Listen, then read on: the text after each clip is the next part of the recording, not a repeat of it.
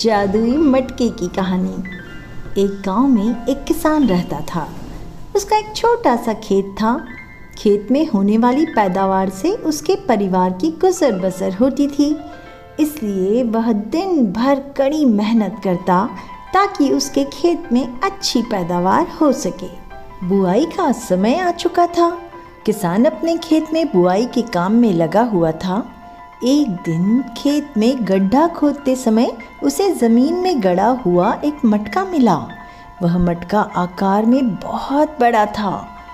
किसान मटके को देखकर सोचने लगा, अरे इतना बड़ा मटका, इसमें तो एक साथ कई 100 लोगों का खाना बन जाएगा। इसे घर ले चलता हूँ। जब किसी अवसर पर घर में मेहमान आएंगे तो ये मटका काम आएगा। उसने मटके को ज़मीन से निकाला और खेत के किनारे लगे एक पेड़ के नीचे रख दिया। उसके बाद वह फिर से काम में जुट गया। दोपहर में जब खाने का समय हुआ तो वह अपनी कुदाली ज़मीन से निकले मटके में डालकर वह पेड़ के नीचे खाना खाने बैठ गया। खाना खाकर जैसे ही वह उठा, उसकी नज़र मटके में रखी अपनी कुदाली पर पड़ी। वह यह देखकर चकित रह गया कि मटके में एक नहीं बल्कि 100 कुदालियाँ रखी हुई थी। किसान ने सारी कुदालियाँ मटके से बाहर निकाल ली। फिर उसमें एक छोटा पत्थर डाल दिया। देखते ही देखते उस एक पत्थर के 100 पत्थर हो गए। किसान को समझते देर नहीं लगी कि वह कोई साधारण मटका नहीं बल्कि जादुई मटका है जो किसी भी चीज़ को 100 गुना कर देता है।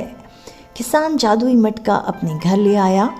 अब जब भी उसे किसी चीज़ की ज़रूरत होती वह उसे जादुई मटके में डाल देता। मटके से एक के बदले उसे 100 चीज़ें मिलती। जादुई मटका हर चीज़ को 100 गुना कर देता था। फिर चाहे वो खाने की चीज़ हो, कपड़ा हो, सोने के सिक्के हों, चाहे कोई भी चीज़। किसान को अब किसी चीज़ की कमी नहीं रही। वह दिन पर दिन धनवान होता चला गया। किसान की समृद्धि की बात उस राज्य के राजा के पास पहुंची तो उसने इसका भेद जानने के लिए अपने गुप्तचरों को उसके घर भेजा। कई दिन किसान के घर का चक्कर लगाने के बाद एक दिन गुप्तचरों को किसान के जादुई मटके का भेद पता चल गया। उन्होंने यह भेद राजा को जाकर बताया। राजा लालची था। जादुई मटके के बारे में जानकर उसके मन में लालच आ गया। उसने सोचा कि वह मटका किसान के पास नहीं बल्कि मेरे पास होना चाहिए। उसने तुरंत सैनिकों को आदेश देकर जादुई मटका अपने पास मंगवा लिया। जब सैनिक जादुई मटका लेकर राजा के पास पहुँचे तो किसान भी पीछे पीछे वहाँ आ गया। राजा के पूछने पर किसान ने उसे बता दिया कि वह मटका जादुई है और उसे वह मटका अपने खेत में मिला था। राजा बोला, राज्य की भूमि से मिली किसी भी वस्तु पर सबसे पहले राजा का अधिकार होता है, इसलिए इस जादुई मटके पर तुम्हारा नहीं बल्कि मेरा अधिकार है। किसान क्या कहता, वह चुपचाप सिर झुकाए खड़ा रहा। राजा जादुई मटके को पास से देखने के लिए अपने सिंहासन से उठा और मटके के पास जाकर उसे देखने लगा।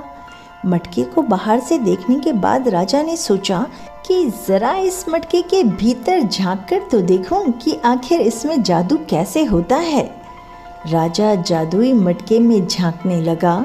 इसी बीच उसका पैर लड़खड़ाया और वह मटके के अंदर जा गिरा।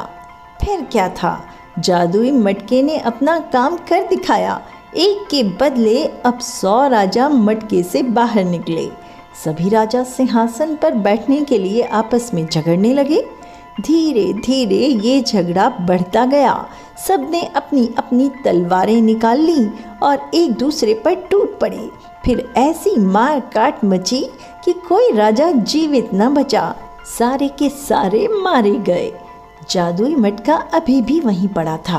किसान ने सोचा कि इस मटके के कारण वह फिर कहीं किसी समस्या में न पड़ जाए, इसलिए उसने उस जादुई मटके को उठाया और ज़मीन पर पटक दिया।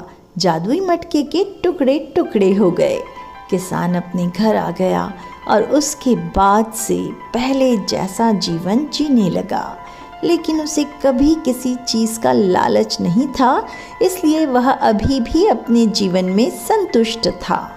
तो दोस्तों, इस कहानी से हमें 2 सीख मिली। एक ये कि लालच का फल बुरा होता है, इसलिए कभी लालच नहीं करना चाहिए। और दूसरे ये कि दुष्ट आचरण की सज़ा किसी न किसी रूप में इसी जीवन में भोगनी पड़ती है। इसलिए हमेशा सदाचरण यानी कि अच्छे कर्म करें। तो दोस्तों, ऐसी और मज़ेदार कहानियों के लिए जुड़े रहें मेरे साथ। चैनल को सब्सक्राइब करते हुए कहानी कैसी लगी एक कमेंट छोड़कर ज़रूर बताएं। और हाँ, कहानी अच्छी लगी हो तो लाइक करना ना भूलें। और विदा दें अपनी इस दोस्त लोतिका को। जल्दी ही मिलती हूँ एक नई कहानी के साथ। Thanks for watching.